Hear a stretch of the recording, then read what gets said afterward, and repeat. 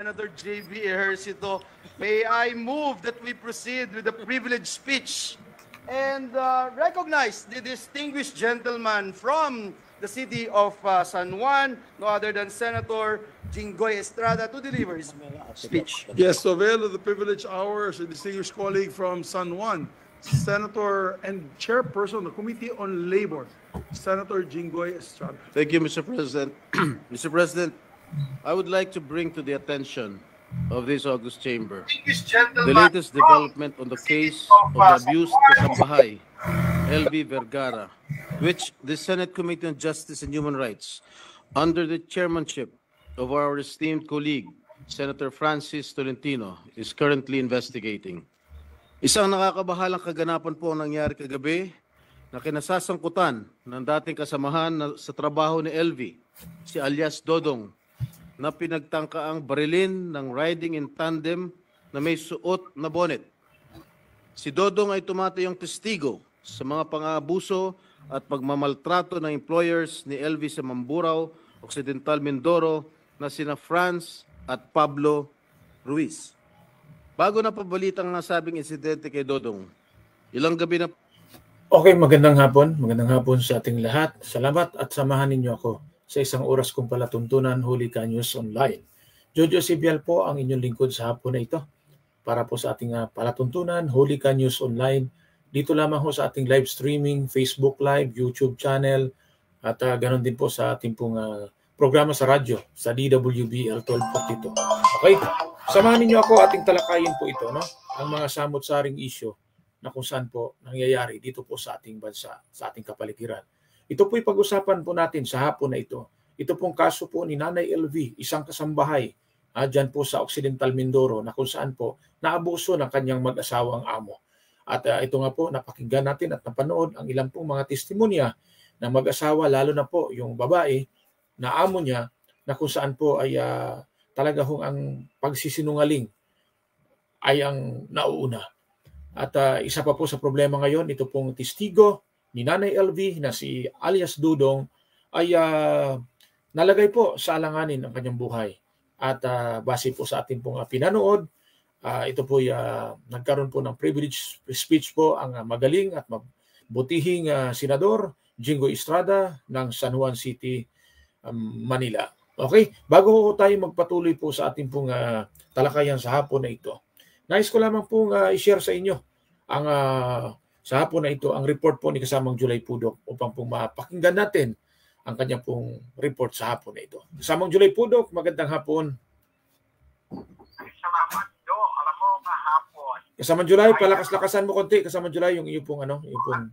Yes. Okay. Alam mo, kahapon, nakakalungkot, no? Dahil nga yung siya naging guest si Governor Daniel Fernando yung sa may Kapitolyo ay nagkaroon ng problema, no? Dahil naligid yung kanyang tip. Dahil nga sa hindi natuloy ang kanyang speech, akala nila ay siya na may stroke. Pero nung araw na yon, parang garal-garal na yung boses niya at bulol. Tinakbo na siya sa ospital, Jo. Kasama yung mga tao na may mga nagkikwento na may stroke. Pero may nagsabing dehydration lang daw yun dahil sa pagod. At alam mo, si Governor Daniel Fernando, hindi rin natin matatawaran sa public service. Kahit siya pumupunta yan, malayo man, malapit. At isa pa yung 24/7 na nag-servisyo. Hindi mo uuwi yan, last na madaling araw, nandiyan pa sa Kapitolyo, no? Last na sa isang residence. At marami mga kabiting. Kaya, parang doktor, no?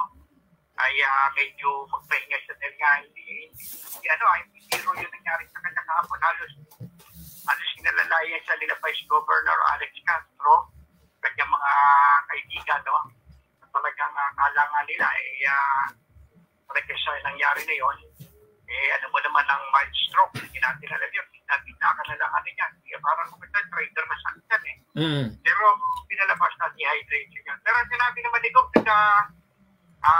nagpaliwalag siya kahagabi rin na televisions, no? Sa lahat ng social media na huwag na mabahala ang mga taga-lalawigan na Bulacan at medyo okay na yan. Pero nung nakikita ko yun, parang yung kanyang paliwanag yung mukha niya, yung mukha niya para malungkot na alam mo yung may sakit. Nakakawa. O, dapat nga talagang magpahinga rin siya para proteksyonan niya yung kanyang kalusugan at mag-maintain siya ng mga gamot. Kasi hindi mo naman alam na ang pagpapurad kahit na tayo may mga bata nga dyan, pagod na pagod, hinihingan siya pa kaya, bilang isang leader, nakikita ko naman niya ako hindi naman ako, sinagad niya pa po.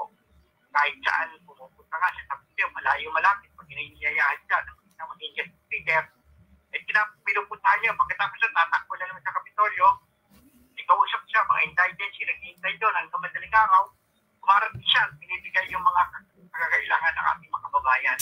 So yes, so dapat yun, tayo ay nananawagan sa ating mga kababayan, hindi sa Bulacan, sa buong Mindanao, siya lang, nakikita niya sa mano na sana'y lumakas, malusog, at kanya kalusugan. Kailangan talaga ang pinakamahalaga, Adjo, ay yung napakaraming panalangin. Kailangan i-update, no? Para sa araw dito. Sila'y putok para sa ulit ng program, nag-uulat.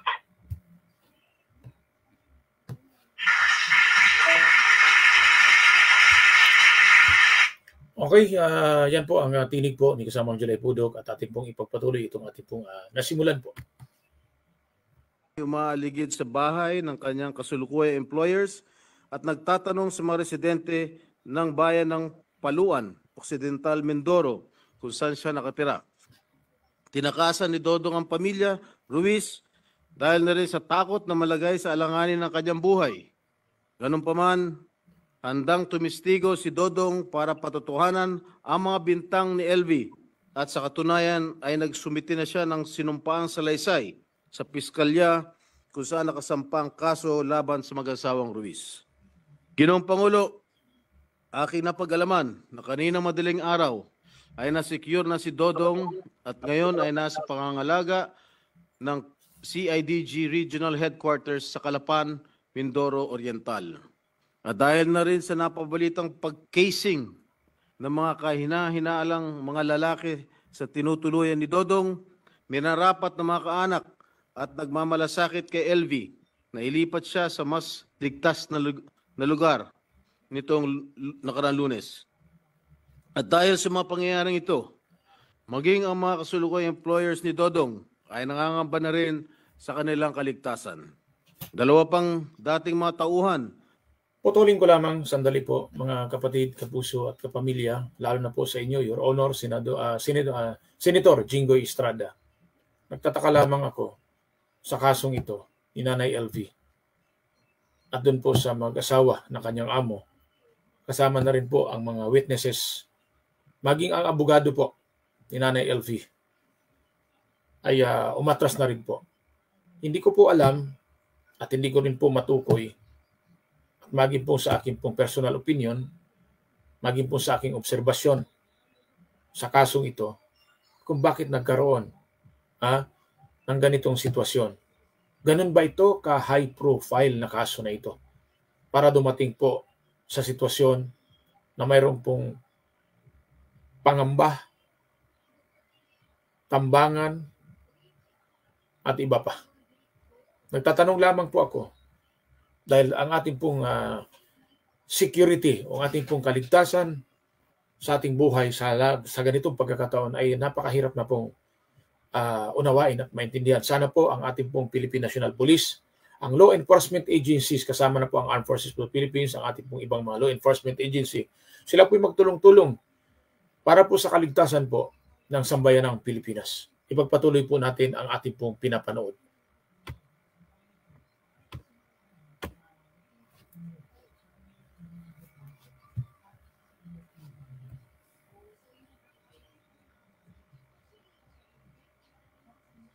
Okay, paghintay na lamang. At Mag-asawang Ruiz na sina alias JM at alias Patrick na maaaring magbigay linaw sa kaso ni LV ay napag-alaman ko na nagtatago at hindi matuntun ng mga kinauukulan. Ginoong Pangulo, bago pa man nangyari ang pagtatangka sa buhay ni Dodong, may mga pulis at sundalo nang nakabantay sa bahay ng kanyang bagong employer batay sa ulat noong September 10 ng ABS-CBN reporter na si Dennis Datu. Bantay sarado man sila, ay nagawa pa rin ang pagtatangka sa buhay ni Dodong. Kaya nakakapagtaka kung bakit nangyari pa ito. Mr. President, I don't want to point an accusing finger at anyone. Putulin ko lang po ulit. Sa sinabi po ni Senador Jinggoy Estrada, ganon din po sa isang reporter ho ng ABS-CBN na si Dennis Dato, na secured ang bahay ho ng mag-asawang suspect po dito po sa pananakit ni Nanay LV. Pero bakit po nalusutan pa rin po sila? Ano po ang naging dahilan? Ano po ba ang naglalaro sa inyong mga isipan? Ito'y isang kaduda-duda na pangyayari.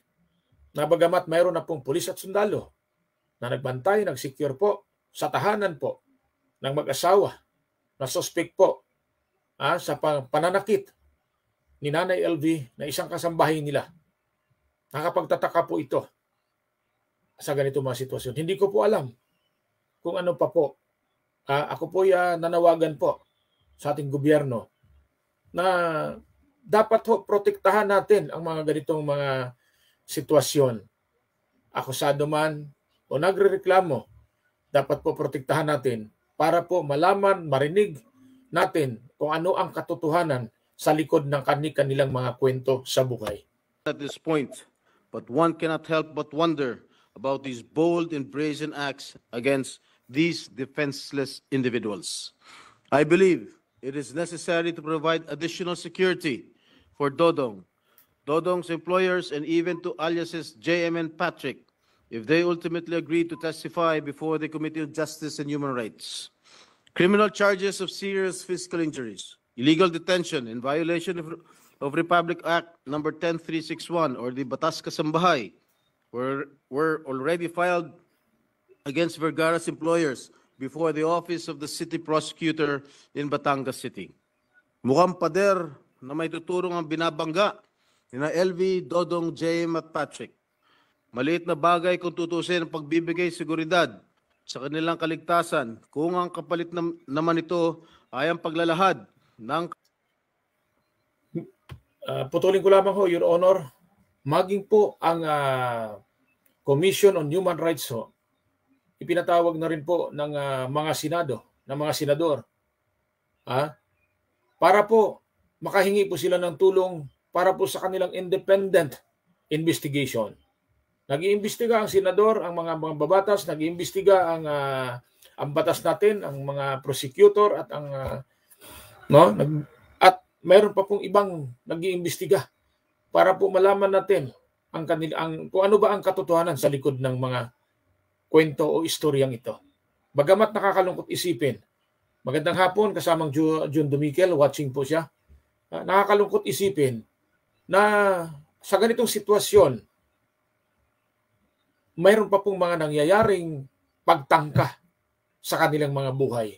Lalo na po ang nag-aakusa at yung pong mga witnesses.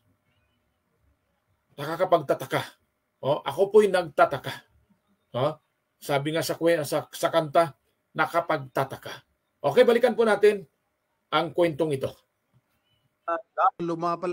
Lumalapastangan sa ating mga umiiral na batas at para sa pagtataguyod ng mas naangkop ng mga pulisya. Protecting the witnesses is not just a legal obligation. It is a moral imperative. By upholding this duty, we not only promote the principles of fairness and equality, ensure an environment where they can testify freely and without fear, and foster a culture where the voices of those silenced but willing to stand up for the truth are heard, regardless of their social standing and circumstances. Thank you, Mr. President. By the way, Mr. President, I will entertain interpellations after the period of amendments by the good one in his bill, Mr. Senate President. Yes. Thank you, Mr. President. Yes. Just for the record, he insisted that you all go ahead of him in the agenda today. So, Majority Leader? Mr. President, I think Senator Bato de la Rosa is raising his hand, Mr. President. Yes, our distinguished colleague from Bohol and Davao, Senator Bato de la Rosa is recognized. Just a short manifestation lang, Mr. President, Majority Leader. I wish to associate myself with the privileged speech being delivered by our good colleague, Senator from San Juan. Alam mo, Mr. President, I think public order really is something that is need to be focused on sa ibang lugar ng Pilipinas. Hindi naman lahat, Mr. President, pero ito ngayon, you can just imagine the sequence of events. Kung gaano kaabusado yung mga amo. Ewan ko kung amo ba is a Tagalog term, Mr. President? Amo, yes. It's a Visayan term for us. Amo din. Amo. Yes. Yung amo nung katulong na binulag, if you were able to hear the testimonies that were delivered during the committee hearing of Senator Tolentino, grabe, sobra-sobra yung pang-abuso. Tapos ngayon, nakasecure tayo ng isang witness na makatulong para mapanagot ang may sala. Okay, Your Honor, interruption please. Mga kapatid, kapuso at kapamilya. Nakakalungkot At sa hindi pa po nakapag-follow, please watch, share, follow, and subscribe to my Facebook page, Hulika News Online. Ganon din po sa aking YouTube channel, Hulika TV. Nasa screen po ninyo at salamat po sa inyo pong pag-subscribe at pag-follow. Isang malaking tulong po yan para po sa aking programa. Hindi ho tayo humingi ng kapalit upang panoorin tayo. Salamat po sa inyo. Ano man ang mga komento ho ninyo, binabasa ko po dito. At kung kayo po ay naka-follow sa akin at lalabas po ito sa inyo pong mga screen, sa inyo pong cellphone at maging sa inyong computers and laptops. So makapag-comment kayo sa akin direkta, mababasa ko po ang comment ninyo. Maraming pong salamat sa inyo pong patuloy na pagtangkilik po dito sa aking maliit na palatuntunan. Sabi nga po nila, sana po dinadasal namin Sir Jojo. Ipagdasal namin Sir Jojo na magkaroon ka ng sponsors sa iyong programa. Actually po may mga sponsors po ako 2, pero ayaw po magpabanggit ng kanilang pangalan dahil sila'y natutuwa sa akin pong mga inilatag na detalye, kwento ho dito po sa aking palatuntunan na sabi nila ay kakaiba. Direkta ho kayong nagsasalita po kayo ng diretso, walang labis, walang kulang, kaya sila'y natutuwa sa akin. Sana po ay madagdagan pa po ang mga sponsors ko. Kung mayroon man pong nanonood sa atin, sana share po ninyo ang ating programa para ho makarating po sa mga iba't iba pong mga companies. Gusto natin dito kape para hindi tayo antukin. Okay, balik ko tayo dun sa ating main topic. Salamat po sa inyo. Nakita ho ninyo, ito pong kaso ho ni Nanay LV na kung saan po agrabyado po. Binulag na, minaltrato, sinaktan, lahat na po ng klase po. Kung nakita ho ninyo ang mukha ho ni Nanay LV. Kaya nga po ako, bagamat minsan po hindi ko na-tackle out itong kwentong ito. Pero ngayon po kailangan ko pong i-share sa inyo ang kwentong ito dahil ako po isa po sa sumusuporta sa mga kabataan at kababaihan, lalo na po ang mahihirap nating mga kababayan na inaabuso po ng kanilang mga amo. Pinagsamantalahan, pinabayaan, hindi pinakain, kinukulong, sinasaktan at iba pa. Wala pong ibang tutulong sa kanila kundi po tayong mga kapwa Pilipino. Tayong mahirap, ang kailangan po natin gawin, wala po tayong malaking pwersa, wala po tayong pera, wala tayong yaman upang banggain ang mga nasa pwesto at yung mga mayayaman na abusado, kundi po yung ating pagkakaisa.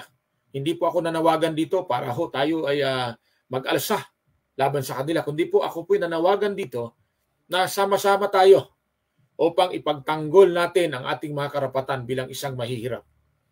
Panahon na po, lalo na po itong nalalapit na eleksyon ng barangay at sangguniang kabataang eleksyon 2023. Magsama-sama tayo, kapit-bisig, para po sa pagpili ng totoo at tama na mailuklok natin sa kanilang pwesto sa iba't ibang barangay sa buong kapuluan ng bansang Pilipinas.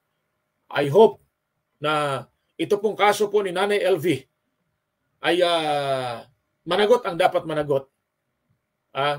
Ipakulong ang dapat makulong dahil hindi ako o tayong lahat na mga mahihirap, huwag tayong pumayag na lagi na lamang ho tayong abusuhin.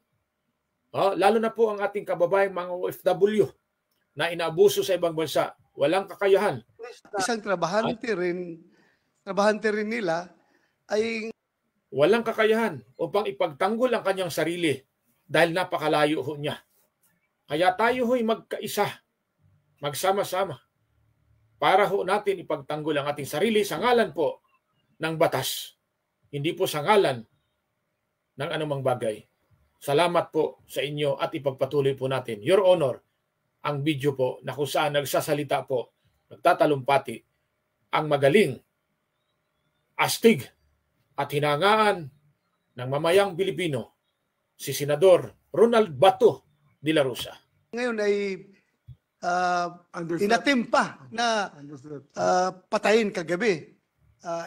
Okay, shout out lamang ho. Shout out Oscar Astado Salipot. Good afternoon, Idol. Salamat po, Bossing Oscar Astado Salipot. Thank you po sa inyo pong pag-comment, sa inyo pong comment sa programa ko. Salamat din po sa inyo pong panunood, pagbisita po sa aking munting palatuntunan. Pagpalain nawa kayo ng dakilang Panginoon. It was not really an attempt, but it was a frustrated murder ang nangyari kagabi.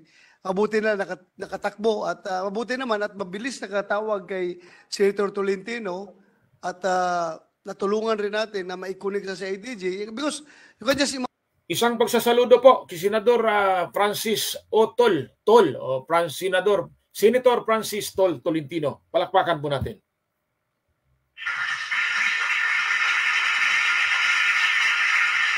Kapag ang isang nasa gobyerno, ginagawa ang kanyang trabaho, tinulungan ang mga mahihirap, sumasaludo po ang programang Hulika News Online.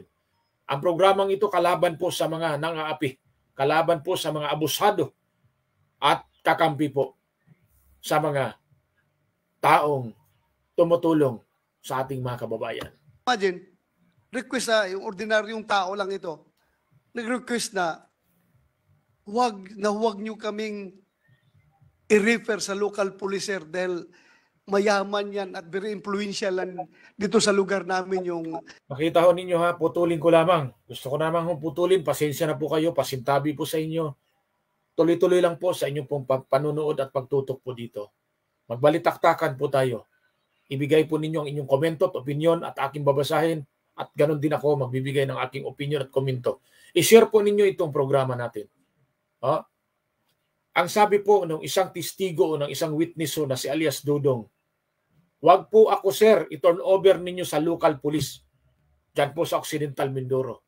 Napakalaki pong sampal sa ilan po nating kapulisan. Kanina po, tinalakay po natin ang illegal na sugal. Na kung saan nasabi po natin parang pakiramdam ng mga ilang taong lumalapit sa atin upang iparating ang kanilang reklamo na isinumbong din po natin sa kanila na ito na kaagad ang kanilang isinukli. Pinabayaan nila ang reklamo, hindi nila pinakinggan at pinabayaan nila na maipagpatuloy ang illegal na sugalan sa mga nasabing lugar katulad ng probinsya ng Bataan at ganoon din sa probinsya ng Laguna. Pero pag ikaw ay isang nagsusugal ka ng libangan lamang, halimbawa katulad ng Tong It's, Pusoy at iba pa, na ito'y mga sugal lamang na larong magkapitbahay, larong magkapatid, larong magkaibigan. Kapag isinumbong ka, ora mismo pusas huli ka. Yun po ang ginagawa ng mga pulis. Pero pagdating na po sa mga dambuhalang iligalistang nagpapasugal sa bansa natin, deadma ang ating kapulisan. Kaya po tayo nanawagan sa ating pong PNP chief, lalo na ngayon sa nangyari po kay alias Dudong, sa kanya pong panawagan kay Senador Francis Tolentino na wag siyang i-turn over o i-refer sa lokal na pulis kasi mabigat ang kanya pong katunggali. Ibig sabihin, yung pong mag-asawa na ayon di umano doon po sa kwento ng investigasyong ito, ay napaka-impluwensya sa nasabing lugar. Paano na lamang po ang hustisya ng katulad po ni Nanay LV? Malaking sampal ito at mismo po ang Senado ay hindi man lamang ho nila kinikilala, ginagalang na para protektahan. Mayroon na hong nagpoprotekta. May pulis po. Pero, ito po. Excuse me. Mga suspect. Please, sa IDG nyo kami ipa-refer. Ito, basahin ko lamang ho ang sinabi po ng aking kababayan, Nelson Vina Binti Kabati. Gandang hapon, kabayan. Maganda ka pa sa hapon, kabayan Nelson Vina Binti Kabati. So, we are very much dismayed, Mr. President, being the chairman. Yes, totoo po kayo. Your Honor, Senador Ronald Bato de la Rosa. Kung kayo po ay dismayado, lalo din po kaming mga Pilipino, dismayado.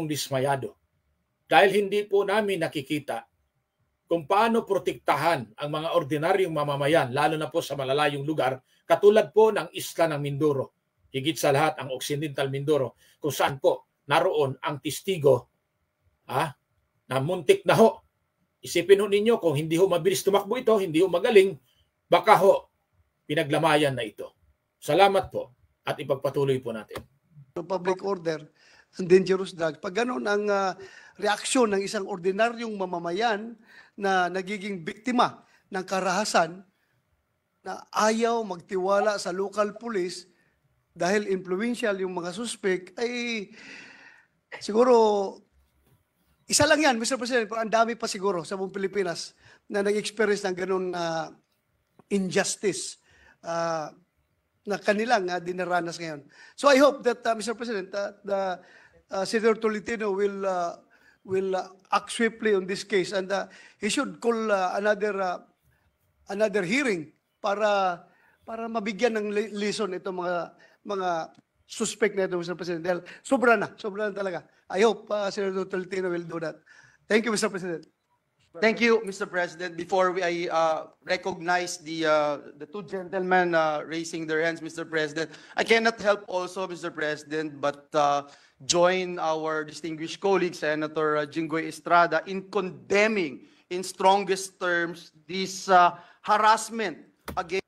Sa totoo lamang, Your Honor, interruption please, isa itong malaking pagkondina, no? Isa itong malaking kawalan ng tiwala.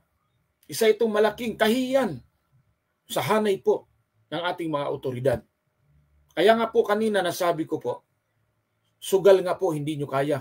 Paano pa kaya yung kriminalidad na nagkakalat sa bansa natin? Sabihin na natin, isolated case ito. Pwede ba yan habang buhay nating sabihin, ikwento na puro isolated case na lang itong mga nangyari sa atin, ambush, yung pasuking ka sa iyong bahay ng mga kriminal, ano na lamang ang buhay na meron ka? Wala silang pinipili. Maging ikaw ay politiko, napapas lang na ambush. Maging ikaw ay otoridad o pulis, sundalo, ganun din. Maging ikaw ay nasa hanay ng media, radyo, dyaryo, telebisyon, mayroon din pong pang-aabuso. Ano na lamang po? Kaya sana po ang ating Pangulo ay magkaroon po ng pangil, ngipin sa kanya pong pagmando sa mga otoridad. Huwag ho siyang magpabaya dahil sa kanya ito babalik. Di ba po? Kasi nakakalungkot po kung nakita ho ninyo, saan pa ba tayo? Lalo na po itong usaping ito. Ito pong kinanay LV. Okay? Against our kababayan Dodong Vergara. Mr. President, seeing that video na mismong sarili mong pulis, hindi ka maprotektahan, sarili mong pulis sa iyong komunidad, hindi mo ma-exercise yung right mo to go around. Matindi mayroon na ho nagpoprotekta sa iyo na local police para maging bodyguard mo o taga-protekta mo, protector mo para hindi ka mapahamak. Pero napasok ka pa rin at nalusutan. Anong klasing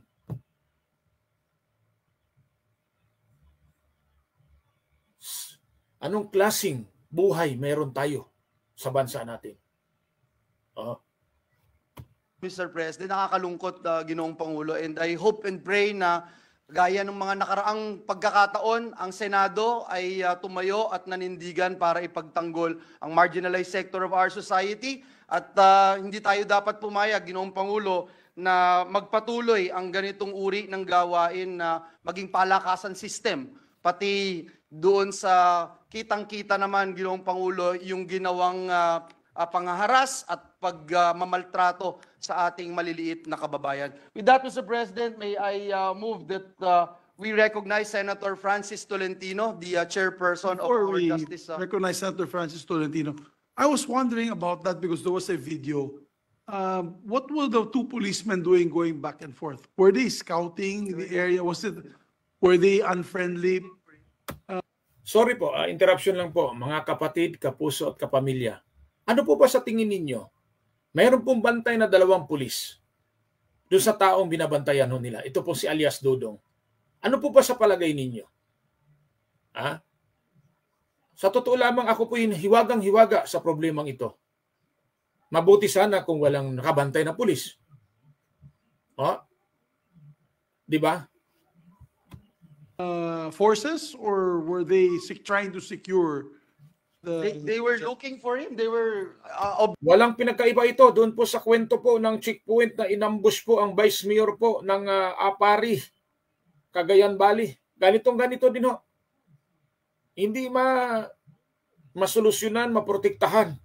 Di ba? Sorry po, PNP Chief, Police General Benjamin Acorda Jr., sir. Pakimbestigahan nyo, sir, sa inyo pong hanay ito. Ano po ba ang dapat nyong gawin? Kung kinakailangan, sibakin po ang mga pulis po na mga walang silbi, walang kwenta, walang kakayahan upang ipagtanggol ang kanilang pinoprotektahan, sibakin nyo, sir. Palitan nyo po ng mga Boy Scout, Cub Scout, baka sakali pong makagawa pa ng mabuti. Sayang po ang pulis po natin kung ganyan lamang po ang kanila pong kakayahan. Palitan po ninyo ng Boy Scout at Cub Scout, baka matino-tino pa. Mawalang galang po. Hindi po lahat ng pulis ang sinasabi ko. Yun pong mga involved lamang dito. Kung sino po ang nakakasakop sa kanila. Maging po ang kanilang regional director, kanilang provincial director, ang kanilang chief of police sa bayan na yan. Paimbestigahan nyo, sir. Bakit hindi nila kaya protektahan? Ang isang witness, testigo pa naman yan sa kaso. Nito pong Kinanay LV. At mga senador po ang mga nasa likod nito. Di ba ho? Okay. obviously harassing, Mr. President, our kababayan, Dodong Vergara. And as mentioned by Senator Bato, during the hearing, the concerned personalities were asking not to allow the local police to meddle and be part of this investigation because they feel that they are not safe. Thank That's you, a sad Majority fact, Leader. Mr. President. Thank you, Majority Leader. Senator Tolentino is seeking Senator the floor. Tolentino is recognized. Thank you, Mr. President. I thank the good gentleman from San Juan for reiterating again the need to act expeditiously in order to seek justice, attain justice for Manang LB Vergara. Rest assured, Mr. President, that your Committee on Justice and Human Rights will be doing everything. In fact, last night, for the record, Mr. President, I, together with Senator De La Rosa, were the ones who collaborated with the Regional Police Director of Mimaropa around 10:30 p.m. last night. Mr. President, General Joel Doria assured us that alias Dodong will be secured. Senator De La Rosa contacted the CIDG to ensure likewise that alias Dodong will be brought to safety within the premises of CIDG in Calapan. So at around 3 a.m., Mr. President, nilipat nga si alias Dodong sa Calapan. Hindi pa ho siguro ito ang huling kabanata, and we are moving forward to have even Manang LB Vergara be placed under the Witness Protection Program. Very Your good. committee has already provided, together with Senators Padilla and Estrada, medical services for Manang LB, who was blinded both eyes. Your committee has likewise provided free legal services for Manang LV Vergara. Hindi pa ho tayo titigil dito hanggat hindi pa ho ito natutuldukan at naniniwala po kami na kahit 5 o 6 yung abogado na dinadala nung Ruiz Copol, meron pong pupuntahan po ito. Rest assured, Mr. President, that we will still conduct another hearing and with the assistance of Senator De La Rosa, Senator Padilla, Senator Interruption please, Your Honor, sorry po. At ito nga po, narinig ko po mismo coming from the mouth of Senator Francis Tolentino na mayroong 6 o 7 abogado o counsel po itong mga akusado, itong mag-asawa. Ganun ho kalupit, ganun ho kagaling, kayaman siguro itong mga to. No? Kaya po umatras po ang abogado po o yung counsel po ni Nanay LV, umatras po. Kaya po, kailangan pong palitan. Ganun ho, katindi itong problemang ito. Hindi ko po ito pabayaan, hindi ko palagpasin ito. Kahit sabihin natin, mayroon akong 25 viewers ngayon. Salamat po sa inyo. At bago ho tayo magpatuloy, papasukin lamang ho natin ang balita ho ni kasamang Julay Pudok para ho makapagbalita. Kanina ko, 3 beses ko na ho siyang pinatayan dahil nga napakaganda ng topic natin ngayong hapon na ito tungkol po sa problema ni Nanay LV na kung saan po isang may edad na po nakasambahay, binulag po, sinaktan, inabuso ho ng amo ho niya dyan ho sa Occidental Mindoro. Magandang hapon muli kasamang Julay Pudok. Yes, Joe, pasensya ka na kung nakabala ako sa'yo. Okay, sige. Ano mo, kahit nasa matindi ang premature campaign, patuloy pa rin ang ginagawa ng mga kandidato bilang barangay kapitan chairman at kagawan SK chairman at SK kagawan ang panliligaw sa mga bawat reliyon katulad na lang yung Iglesia ni Cristo. Tinatawag ng Iglesia ni Cristo ang lahat ng kandidato dyan mismo sa may Sapang Palay, pinaka-main lokal nila, no? Pinaka-main lokal chapter. Kasamang Julay, sigurado ito ang Iglesia ni Cristo nagpatawag ha? Sigurado ha? Okay, ano ito? Verified ito ha? Verified news ito ha? Verified news ha? Okay. Kaya nga pinatawag sila. Kasi ang akin lamang po dito kasamang Julay, baka kasi hindi ito verified news, nakakaya naman po sa part po, sa panig po ng Iglesia ni Cristo. Mataas po ang respeto at saludo po ng inyong lingkod, ang Hulika News Online sa congregation ng Iglesia ni Cristo. Dahil napakalaki po ng tulong nila during the pandemic at lalo na po ngayon sa pagtulong po sa ating mga kababayang Pilipino. Okay, kasamang Julay, ituloy mo kung yan ay verified news yan. Sige. Nagpatawag, hindi sinabing kundi malaman at kasi maraming inaalok itong mga kandidato. Taon-taon naman yan pag may eleksyon, hindi lang yung mga barangay, kundi pati yung lokal, yung national, dumadayo naman talaga sila sa Iglesia ni Cristo. Alam mo naman yan kapatid na Jojo. At hindi lang yun, pati yung mga born-again Christians, yung mga Jehovah Witnesses, Catholic, at mga Baptist o born again, syempre, nililigawan nila to dahil kasi itong mga organisasyon na to, napakarami, di ba, Jo? At gusto nila magligaw para manalo sa darating na eleksyon. Pero, yun nga, kahit na premature nga na, kaya iba, kaya iba to. Pero mo, alam mo naman na bawal pinagpipilitan mo pa rin. Hindi talaga matawaran at maawag itong mga ganitong paganapan. Alam mo naman, para silang mga ahas na gumagapang ngayon sa kanilang mga pinupuntan, lalo na yung religious organization. Kaya tinatawag lang sila para maliwanag bakit gusto nila lumaban, tinanong sila ng iglesia, ano ba ang kanilang karapatan, ano kanilang magagawa, yun naman ang katanungan. Nagawa sila ng sulat, na itong plataforma namin, ganito kami, ganyan naman, parehas naman. Ngayon, kahit daw ganon, pinabackground pa rin ng Iglesia ni Cristo.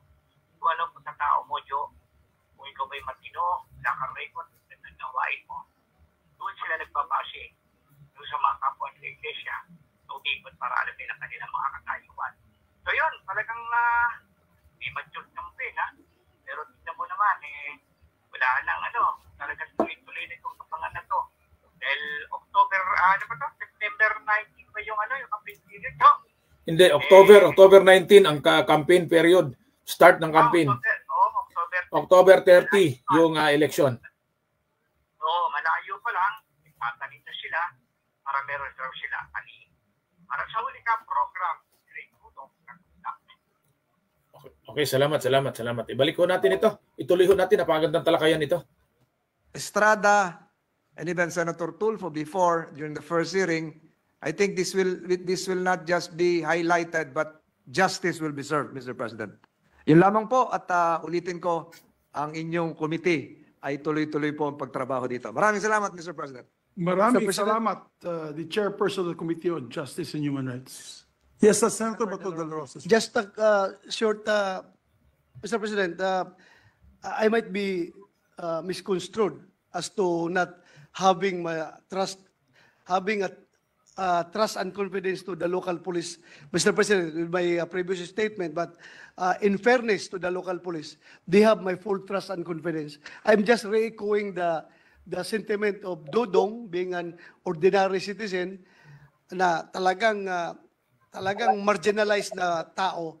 Tapos ngayon, just to emphasize.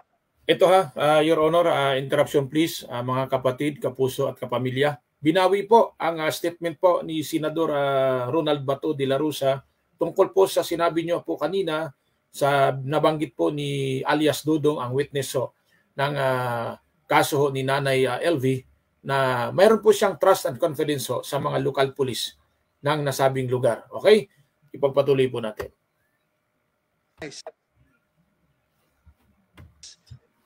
I am not emphasizing the inefficiency of the police. No. I am emphasizing ang lawak ng saklaw, ng clout or influence itong mga suspect na ito. Kaya nakapagsabi si Dodong ng ganun. Takot siya. Pero in fairness to the local police, they will not, they are performing their job. They are enforcing the law without fear or favor. But in-emphasize lang talaga natin na natakot si Dodong. Yun lang, Mr. President. Maraming salamat. Baka mamaya magalit sa akin yung local police. I trust them fully, Mr. President. Thank you. Thank you, my dear colleague. Your Honor, Senador Ronald Bato de la Rosa, wala ka namang dapat katakutan, Your Honor, kasi kung tama naman po ang sinabi po ni alias Dodong, ay wala namang problema. Dahil siya po ang nagdadala, siya po nakaramdam, at ikaw naman po ay nagparating lamang dyan po sa inyo pong plenaryo, no, kung ano po ang naramdaman po ng inyong pong witness. Sabihin na natin na tama o mali po ang inyong sinasabi, bagamat binawi ho ninyo ang inyong pong unang statement ho. Pero ito po ay malaki pong katanungan po sa mga katulad po namin, no? Dahil nga po nakita naman ho natin ang sitwasyon po ng isang testigo dito po sa kaso ni Nanay LV, no, doon po sa mag-asawang Ruiz. Tama ba ako doon sa apelyido nito, ha? I hope correct ako. Correct me if I'm wrong, ha? Nakakalungkot. Dahil sino pa ba ang maglakas loob na magtestigo kung ganito ang mangyayari sa iyo? Simpleng, kumbaga sabi ko, hindi, para sa akin parang simple kasi hindi po involved ang mga high profile dito. Pero ganun pa man, parang mas matindi pa ito sa mga high profile cases, ano? Dahil mismong harap-harapan, may pulis pong bantay, pero nakuha pa ho nilang pasukin po si alias Dodong. Ito, sabi po dito, meron po dito nagpa-shoutout, magandang hapon po. Ray Santiago Jose, Busing Ray Santiago Jose, magandang hapon po, bayan. Salamat po ng marami po sa inyo, mga busing ko, sa mga nakatutok at ituloy po natin, ano. At hanggang alas 5 po tayo ng hapon ngayon. I hope po na ma-share po ninyo ito. At ayon nga po sa ipinangako po ng ilang mga senador, lalo na po ang committee on justice po na si tawag nito, senador o senator Francis Tolentino, ganun din po si Senator Ronald Bato de la Rosa. Sana mabuksan muli ang investigasyon na ito dahil para po sa totoo lamang po nung nagsalita po yung mag-asawa, lalo na po yung may bahay, ano, na suspect po nitong kinanay Alving pananakit, no, pang-abuso. Matindi ho talaga ang sinabi pa niya doon sa isang statement niya, kaya daw ho nagkaroon siya ng bukol o anuman dahil ang kalaban daw nito ay ang kanyang pong kapwa, trabahador. Pero malinaw po na itinanggi po ni Nanay LV na kung saan itinuro po yung kanyang amo. Di ba? Ang bigat, ang galing ho. mayroon ka ba naman na 6 o 7? Karapatan mo yan na kumuha ng mas maraming counsel dahil yan po ay nasa batas. Pero sana po, kung talaga tayo nagkakamali, aminin po natin ang pagkakamali. Wag na po nating pagtakpan pa, di ba? Senator Jingo Estrada is also seeking the floor, Mr. President. Senator Estrada, you are recognized, sir. Thank you, Mr. President. I was just informed by my staff that the siblings of LV Vergara has been requesting that they be placed also under the Witness Protection Program and also to have an additional security, Mr. President. Thank you, Mr. President. Thank you for that, on the Thank you. record. Nakita mo yan? Ang tindi, oh. Pamilya, anak, pamilya ni Nanay LV ho, humihingi na ho ng proteksyon. Ganun katindi. Ibang klase. Nakakagulat itong pangyayaring ito.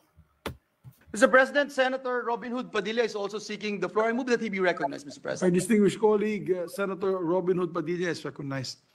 Maraming salamat po, mahal na Ginoong Pangulo at sa ating pinunong mayorya.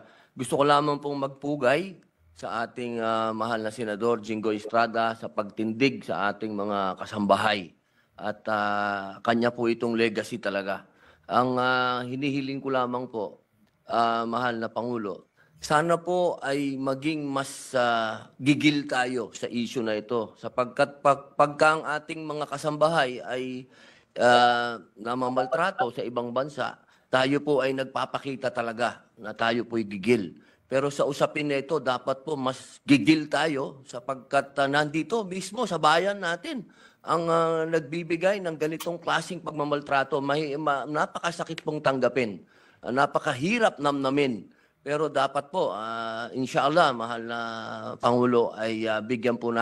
Sorry po, interruption. Sabi po dito sa ilang komento, dapat bitay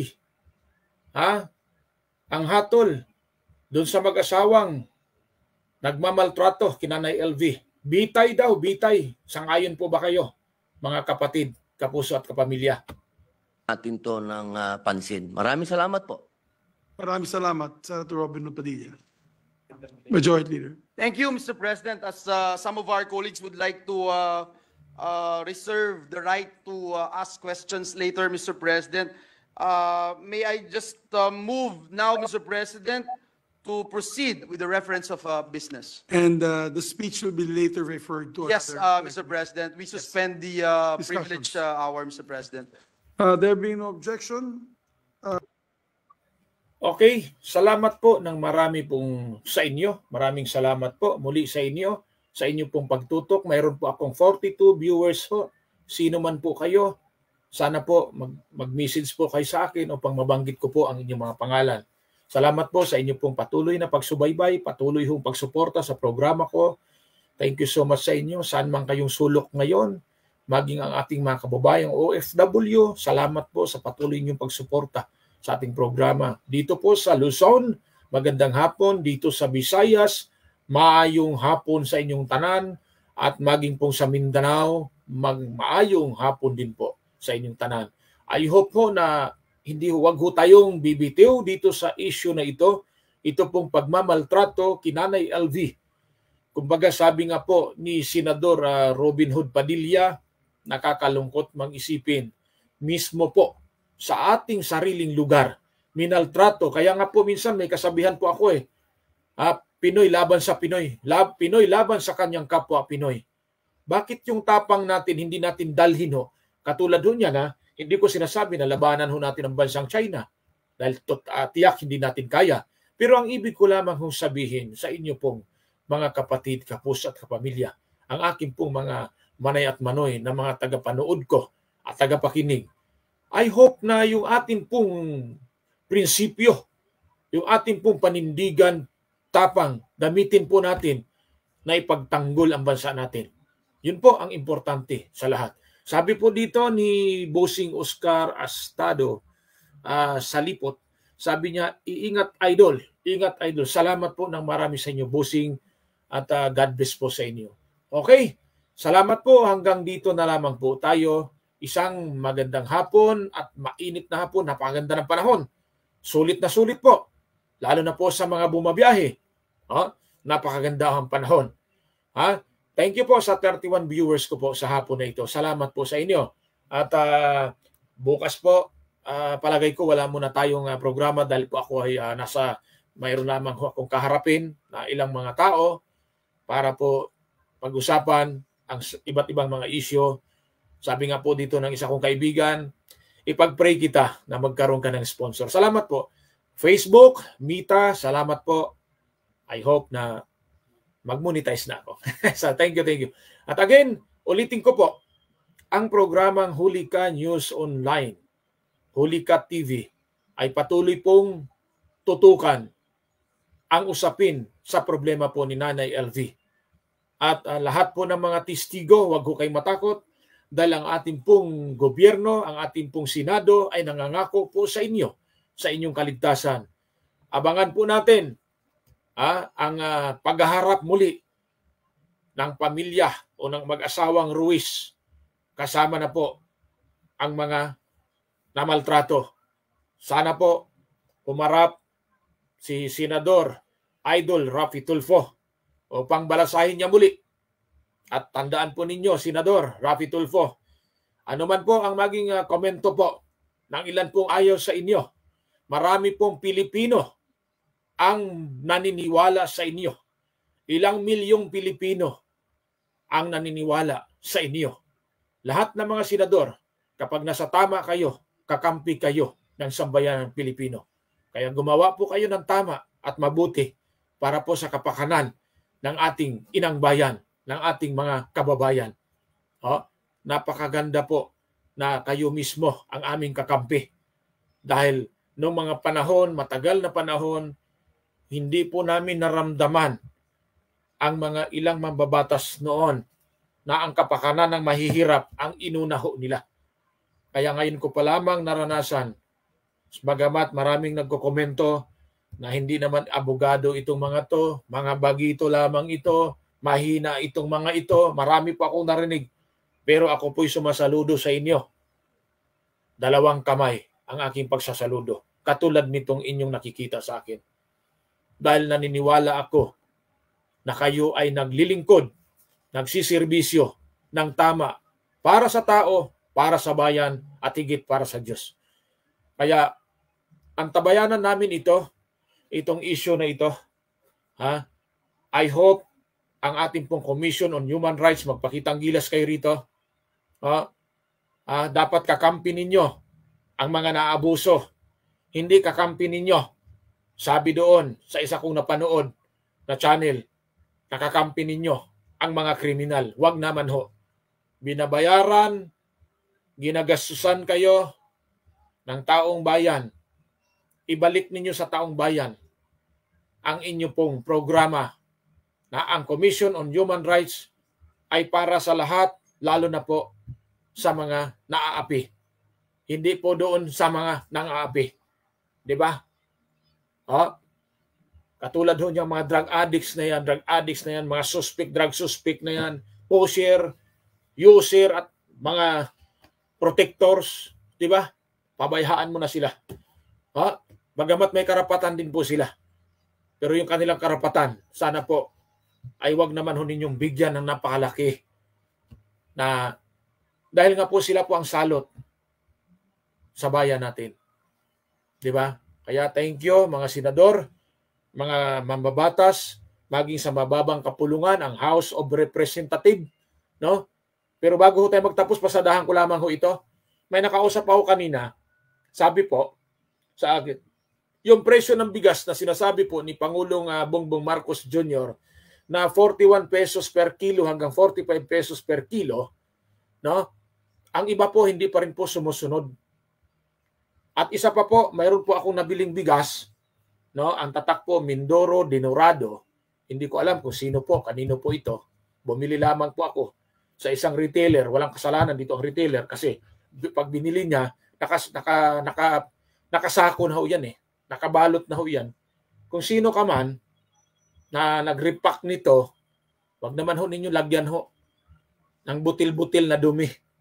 Kawawa naman po yung gagamit nito. Magsaing nito, baka makain pa. Linisin naman po ninyo. Di ba? Wala ho tayo ditong tinutukoy kung sino man, at tayo po'y nagtatanong lamang. Sana po, gawin po ninyo. Kung kayo po'y nagnegosyo, protektahan po ninyo ang inyo pong mga mamimili, ang inyo pong mga buyers po. Wag po lagi niyong isipin, nakikita kayo ng limpak-limpak na pera dahil sa inyong pang-aabuso sa pagtaas ng mga presyo. Ang mga retailers po, kawawa sa ngayon dahil ang mahal po ng kanilang angkat ng bigas. Ngayon po, nagkaroon po ng executive order 39, kung di ako nagkamali, number 39, para po sa price ceiling po ng bigas. Kawawa po ang ating po mga retailer na maliliit kasi po mahal po ang kanilang pag-angkat. Dapat po ang pukpukin dito ng gobyerno natin. Dapat po magising na ang Department of Trade and Industry, ang Bureau of Plant and Industry, lalo na po ang Department of Agriculture, na sila po ang nangangasiwa dito. Kawawa po tayo kung pabayaan natin ganito ang ating sitwasyon. Nakita ho ninyo. Kaya kanina po, sa una kong video, sa una kong programa, lalo na po sa ipinakita ko ring video na baha po sa probinsya ng Cebu. Hindi naman buong probinsya, kundi po doon sa mga lugar na aking ipinakita, nakita ko po ang kawalan, ang pang-aabuso ng kalikasan ng mga naunang mga tao na inaabuso ang ating kalikasan. Kunting ulan lamang, baha na agad. Ang akala ko, ang Metro Manila lamang ang binabaha. Pati na rin pala sa iba't ibang probinsya.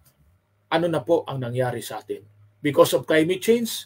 O talaga pong sa pagiging nating pabaya at abusado sa ating kalikasan? Tama ba? Yun ba ang dahilan? Sana ngayon, unti-untiin na gawin ng mga nasa gobyerno, Department of Environment and Natural Resources.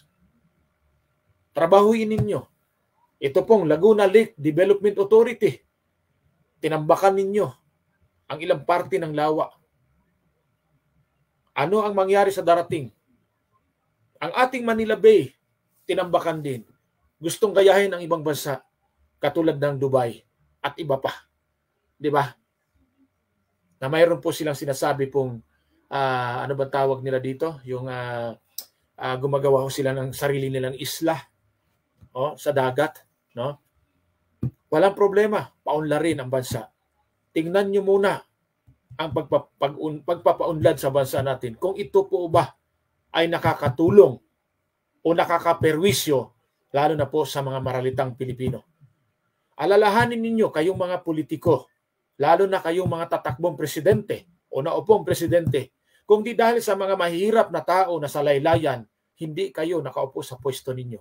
Ilan lang ba ang mayaman sa bansa natin? Hindi kayang ipanalo sa boto nila. Kundi po, pahalagahan ninyo, mahal na Pangulong Marcos, Bongbong Marcos, ang ating pong mga nasa laylayan.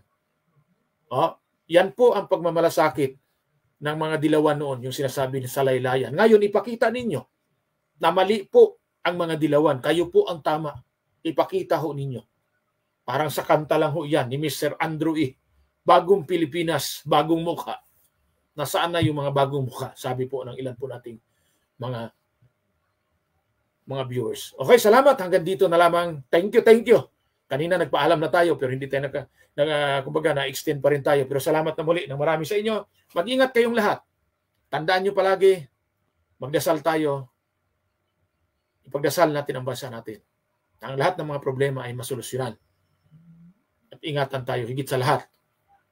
Magkaroon ng pag-unlad sa tamang pamamaraan ang bansa natin. Hindi yung uunlad ang bansa natin, ang mga mayaman lamang ang umuunlad, ang mahirap lalong naghirap. Okay? Salamat muli, isang magandang hapon, isang mapagpalang hapon sa inyong lahat. Diyos mabalus at mabuhay ang masang Pilipino. Daghang salamat sa inyong tanan. God is good all the time. To God be the highest glory. God bless. Adios amigos, mga manay at manoy. Thank you. At